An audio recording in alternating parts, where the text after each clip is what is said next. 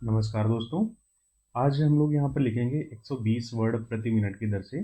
दोस्तों, ये जो बच्चे 120 के एग्ज़ाम देने जा रहे हैं, उनके लिए बहुत ही महत्वपूर्ण होने वाला है, क्योंकि दोस्तों हमने 10 से अधिक बार परीक्षाएं दी हैं, उसमें 4 से अधिक बार मैंने सफलतापूर्वक चयन भी लिया है। तो मैंने ये पाया है कि एग्जामिनर क्या करता है, 100 के एग्ज़ाम में 110-15 तक का एक बार जाता है, और उसी एग्ज़ाम में 90 तक। मतलब अगर 100 का एग्ज़ाम होता है तो वो 10 माइनस कर लो और 10 प्लस कर लो, इतना फ्लक्चुएशन करता है।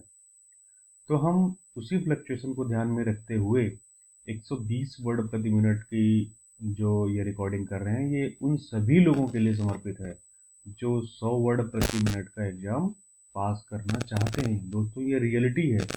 ऐसा नहीं है कि 100 वर्ड प्रति मिनट का एग्ज़ाम होता है तो एग्जामिनर एग्जैक्ट 100 बोलता है। नहीं, वो फ्लक्चुएशन करता है।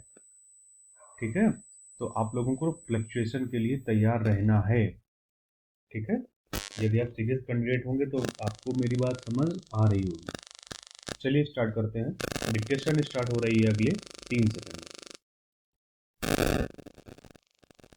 महोदय, देश में जो उद्योग धंधा चल रहा है या देश की उन्नति करने का, देश में समृद्धि लाने का जो वैज्ञानिक या प्रौद्योगिकीय आविष्कार हो रहा है, उसमें भी उसका उपयोग पूरा पूरा हो। यदि ऐसा हो तभी मैं समझता हूँ कि हमारी पेटेंट प्रणाली सफल सिद्ध हो सकती है।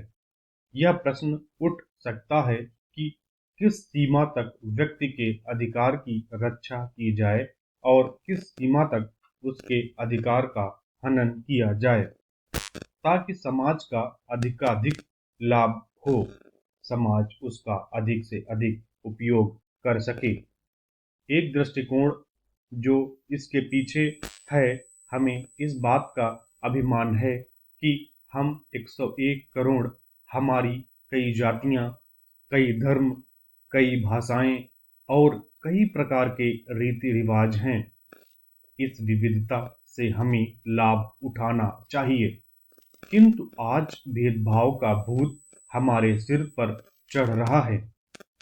भारत को स्वतंत्रता मिली है, इसका अर्थ यह होना चाहिए कि गरीबों की सेवा के लिए आज तक हमें जो सुविधाएं उपलब्ध नहीं थीं, वे मिली हैं। जिस प्रकार भारत ने अयोध्या के राज्य को राम का समझकर सेवा वृत्ति से राज्य का काम संभाला था, उसी प्रकार से हमें समझना चाहिए कि राज्य गरीब जनता का है और उसके नाम पर उसके संरक्षक बनकर हमें उसको चलाना है। अब गरीब को ऐसा अनुभव होना चाहिए कि हर एक उसकी सेवा में लगा रहे। सूर्य के उदय होने पर धनी गरीब सबके घरों में प्रकाश पहुंचता है। ठीक उसी प्रकार स्वराज्य का लाभ सबको एक समान मिलना चाहिए। इसका सुख धनी निर्धन सबको बराबर मिलना चाहिए। जनता को हमने वचन दिया था कि स्वराज्य मिलने पर हम आपके दुख दूर करेंगे। अब वह समय आ गया है जब कि हमें अपने उस दिए हुए वचन को सार्थक करना है। इतने बड़े देश में विचार भेद होना स्वाभाविक है। देखना यह है कि हम लोगों के विचारों में कुछ समान अंश भी हैं या नहीं। यदि हैं तो समान कार्यक्रम बनाइए। इस प्रकार कार्य करने से हमारे भेदभाव कम होते होते एक दिन मिट जाएंगे और अच्छी बातों का अपने आप उदय होने लगेगा। अगर उसी प्रकार भेद स्थापित करने का प्रयत्न किया गया तो लोग सत्ता के पीछे पड़ जाएंगे और स्वराज्य प्राप्त होने का आनंद हम लोगों को नहीं मिल सकेगा।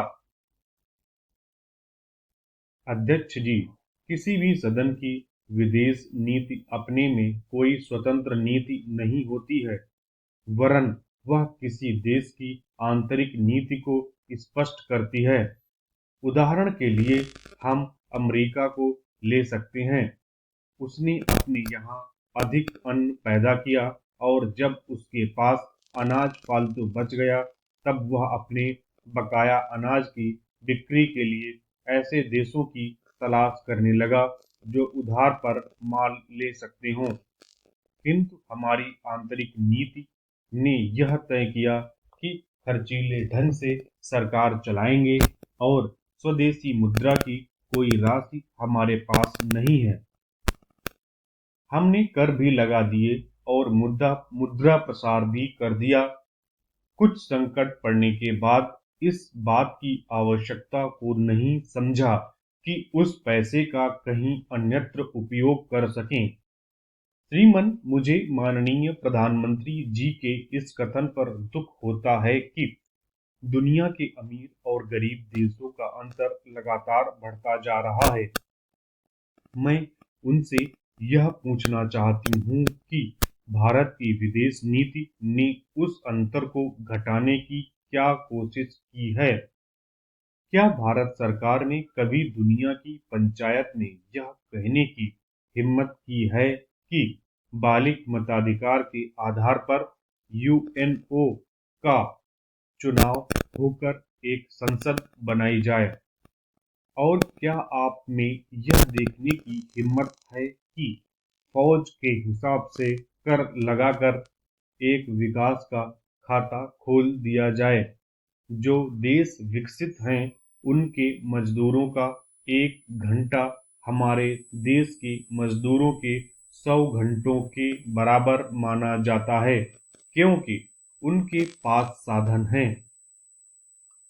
इसलिए यह अंतर और भी बढ़ता चला जा रहा है। किसी देश के अंदर आंतरिक नीति में अमीरी और गरीबी का अंतर बढ़ता चला जा रहा हो और वह दुनिया के देशों में विद्यमान अमीरी और गरीबी के इस अभिशाप को समाप्त करेगा, यह समझ में आने वाली बात नहीं है। अब मैं आपका ध्यान एक और बात की ओर दिलाना चाहती हूँ। पूर्वी जर्मनी को मान्यता देते हमें परेशानी होती है, इसलिए कि शायद पश्चिमी जर्मनी को बुरा लगे। लेकिन पश्चिमी जर्मनी ने तो अपनी रक्षा का भार दूसरों पर छोड़ दिया है। उसने अपनी पूरी शक्ति इस बात पर लगा दी है कि अधिक से अधिक उत्पादन किया जाए। आपने जो समय दिया उसके लिए मैं आभार प्रदर्शन करता हूं और आपका धन्यवाद करता हूं। अध्यक्ष जी, जिस समय पाकिस्तान ने भारत पर हमला किया था, उस समय उन्होंने देश की रक्षा के लिए महत्वपूर्ण कार्य किया था। इसके साथ ही मैं मंत्री महोदय को यह भी स्मरण दिलाना चाहता हूं कि शायद उन्होंने इस पर ध्यान नहीं दिया कि इस बार जो राष्ट्रीय पुरस्कार मिले हैं उनमें रेलवे प्रशासन को केवल 2 ही प्राप्त हुए हैं, जबकि मैं ऐसा मानता हूं कि हमारी सेना के बाद अगर किसी ने युद्धकाल में सराहनीय कार्य किया है तो वह रेलवे प्रशासन अथवा रेलवे कर्मचारी और अधिकारी हैं। इसलिए उनके मनोबल को बनाए रखने के लिए और उनको प्रोत्साहित करने के लिए रेल मंत्री को इस बात पर भी ध्यान रखना चाहिए और इसका प्रयास करना चाहिए कि जो भी इस तरह के प्रोत्साहन मिलें उनमें रेलवे का विशेष ध्यान रखा जाए। रेल मंत्री महोदय ने अपने वक्तव्य में भी रेलवे कर्मचारियों की प्रशंसा की है या उनको प्रोत्साहन दिलाया है, लेकिन यह प्रोत्साहन शांति काल में भी बना रहना चाहिए। रेलवे ने युद्धकाल में जो काम किया वह तो देश की रक्षा का महान उद्देश्य था, लेकिन उसके बाद देश के निर्माण में या गरीबी मिटाने के लिए जो युद्ध होता है उसमें भी प्रत्येक रेलवे कर्मचारी का मनोबल उसी तरीके से बना रहे, इसके लिए भी रेल मंत्री महोदय को कुछ कदम उठाने की आवश्यकता है। मैं ऐसा मानता हूं कि वह किसी भी तरीके से करें, उनका तरीका कुछ भी हो, लेकिन उनको यह करना चाहिए कि जितने भी रेलवे कर्मचारी हैं, जो भी रेलवे को मुनाफा हो, उसमें वह साझेदार हों। चाहे आप उनको बोनस के रूप में कुछ दें, चाहे किसी और तरीके से दें, लेकिन हर वर्ग के रेलवे कर्मचारी को मालूम होना चाहिए कि यदि वह देश के निर्माण के संबंध में ठीक तरह से काम करेगा तो उसको पुरस्कार के रूप में या वेतन के अंश के रूप में अपने वेतन के अलावा पैसा मिलेगा। इसी प्रकार इस संबंध में मैं एक और सुझाव देना चाहता हूं। स्वतंत्रता के बाद रेल प्रशासन भारत सरकार का प्रशासन हो गया, लेकिन यह लोकसभा एक विशेष उद्देश्य को लेकर चुनी गई है। उस उद्देश्य कार्यक्रम का एक नमूना ही है। गांधी जी ने जीवन के सभी पहलुओं पर प्रकाश डाला था। धन को वे संयम से व्यय करने के हक में थे। धन्यवाद दोस्तों। डिक्टेशन ये एग्जैक्ट 120 वर्ड प्रति मिनट की थी और इसमें मैंने फ्लक्चुएशन 105 से लेकर 125 तक का किया है, यानी कि 120 की स्पीड थी तो मैं 125 तक एक जगह पे गया था और एक बार मैंने डाउन किया था 105 तक गया था। ऐसा डिक्टेशन बोलते समय डिक्टेटर एक से दो बार करता है, इसीलिए मैंने इस इनपुट को यहाँ पे डाला है। आपको समझ में आया होगा। तो दोस्तों डिक्टेशन लिखिए और उसको 10 मिनट में पढ़िए, फिर उसको ट्रांसक्रिप्शन करिए और फिर ये हमारी रिकॉर्डिंग चालू कर लीजिए और फिर मैंने जो बोला है उसी से मिलाइए। ठीक है दोस्तों, यदि अभी तक आपने हमारा चैनल को फॉलो नहीं किया है, सब्सक्राइब नहीं किया है, तो प्लीज़ सब्सक्राइब टू पाठशाला दर्पण। Thank you. आपका दिन शुभ हो।